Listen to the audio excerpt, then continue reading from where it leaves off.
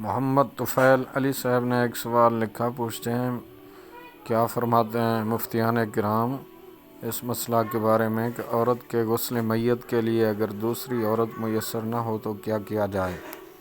بسم اللہ الرحمن الرحیم۔ الجواب بعون الملک الوہاب، اللہم ہدایۃ الحق والصواب۔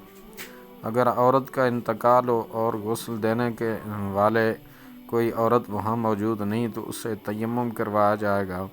اگر کوئی محرم موجود ہو تو وہ تیمم کروائے، اسے ہاتھ پر کپڑا باندھنا ضروری نہیں، اور شوہر یا کوئی اور اجنبی ہو تو ہاتھ پر کپڑا باندھ کر جن سے زمین پر ہاتھ مارے اور تیمم کروائے۔ شوہر کے علاوہ کوئی اور اجنبی تیمم کروائے تو کلائی کی طرف نظر نہ کرے۔